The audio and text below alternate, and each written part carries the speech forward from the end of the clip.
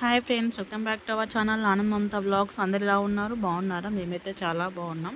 నేనైతే మా పిల్లల కోసం అయితే బెల్లంతో చేసిన రవ్వ లడ్డులు అయితే చేశాను. అవి చాలా బాగుంటాయి, టేస్ట్ బాగుంటాయి. అలాగే హెల్త్ పరంగా కూడా చాలా మంచిది.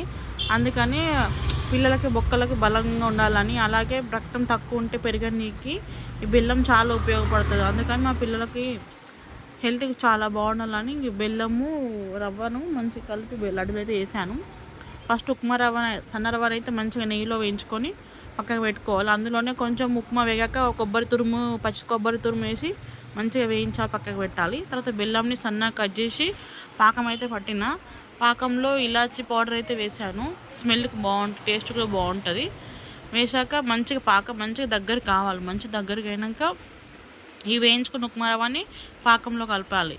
కలిపినాక కొంచెం లైట్గా వేడి తగ్గినాక లడ్డూలు కట్టాలి. మంచిగా లడ్డు స్మెల్ నెయ్యి పైన స్మెల్ కోసం కొంచెం నెయ్యి వేసుకోవాలి.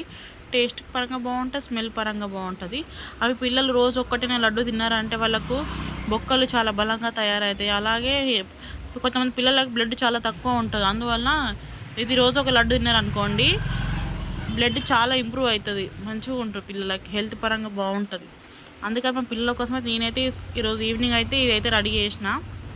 చూడాలి మా పిల్లలు తింటారో తినరో. మేమైతే ఇక రెడీ అయినాక తిని చూసినాం. ఒకటైతే చాలా స్మెల్ పరంగా బాగుంది, చూడడానికి బాగుంది, తినడానికి కూడా చాలా టేస్టీగా ఉంది లడ్డు. నేను అసలు ఎప్పుడు ట్రై చేయలేదు, ఫస్ట్ టైం ట్రై చేసిన. చాలా బాగా వచ్చాయి. అసలు అనుకోలేదు ఇంత మంచిగా వస్తాయని. నేను కష్టపడి ట్రై చేసినందుకు ఇంత మంచిగా వచ్చినందుకు నాకైతే చాలా హ్యాపీగా ఉంది. మీరు కూడా మీ పిల్లలకి వాళ్ళు కూడా మంచిగా హెల్తీగా బలంగా ఉండాలంటే ఇలాంటి లడ్డూలు తయారు చేసి ఇవ్వండి. వాళ్ళు కూడా చాలా బలంగా మంచిగా ఉంటారు. సో మీరు కూడా ట్రై చేయండి.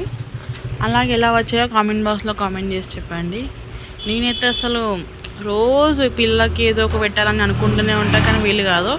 ఈరోజు అయితే ఎలా వీలైందో నాకే తెలియదు. అసలు ఇంట్లో ఎన్ని పనులు ఉంటాయి, అసలు చాలా పనులు ఉంటాయి. పిల్లల్ని చూసుకోవాలి, మాకు చిన్న షాప్ ఉంది, షాప్కి వెళ్ళాలి, పని చేయాలి. అలాగే వీడియో నచ్చితే చిన్న లైక్ చేయండి, ఛానల్ని సబ్స్క్రైబ్ చేసుకోండి.